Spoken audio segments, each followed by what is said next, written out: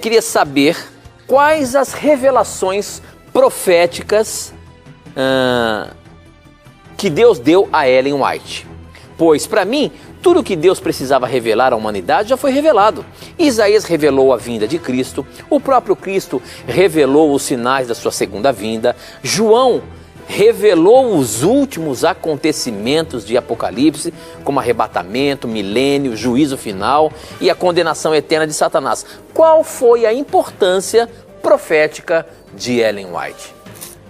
Só para a gente contextualizar os nossos telespectadores, Ellen White é uma escritora, mas também que a Igreja Adventista do Sétimo Dia reconhece como uma profetisa, reconhece que ela recebeu o dom profético de Deus.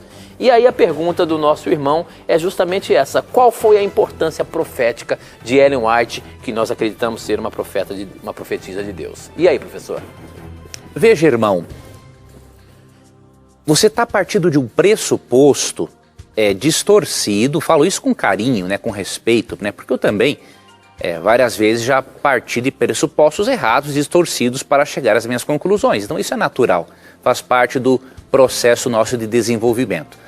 Mas o seu pressuposto é o seguinte, que se Deus já revelou tudo na Bíblia, não há mais necessidade de dom profético. Mas o seu pressuposto parece lógico, mas ele não é bíblico. Por quê? Veja, por exemplo, o que Paulo diz em 1 Coríntios 14:1. Procurai o amor e aspirai às manifestações espirituais, sobretudo a profecia. Quando Paulo falou isso, a Bíblia já era completa. Então o fato de a Bíblia ser completa não significa que Deus não precise utilizar o dom de profecia. E por quê? Jesus em Mateus 24, por mais de uma vez, pelo menos por 3 vezes, nos advertiu contra os falsos profetas. Então, se existirão e existem falsos profetas, nós precisamos também da existência de profetas verdadeiros, até para nós contrastarmos a obra do falso profeta com a obra do verdadeiro profeta.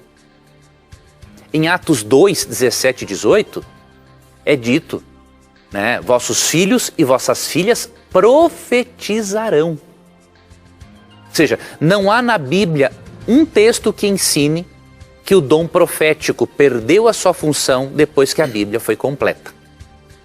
Tá? Então esse é um primeiro ponto. Segundo ponto, Deus deu revelações para Ellen White, sim, mas grande parte dessas revelações, na verdade, tinham outro propósito. Não era acrescentar nada à Bíblia, mas mostrar para pessoas erros nos quais elas estavam incorrendo. E Ellen White, assim, Deus mostrava para ela que pessoas praticavam certos erros e pecados, e quando ela falava com a pessoa confirmava que era aquilo mesmo. E aí Deus mandava uma mensagem, e Ellen White escrevia uma carta, não é? Com base no texto bíblico, para ajudar a pessoa a corrigir, não é? Aquele estilo de vida, aquele problema pelo qual, ou confortar a pessoa em relação ao problema pelo qual ela estava passando. Os escritos de Ellen White nunca tiveram o propósito de agregar algo à Bíblia. Por isso, o dom profético dado a ela tem uma outra função.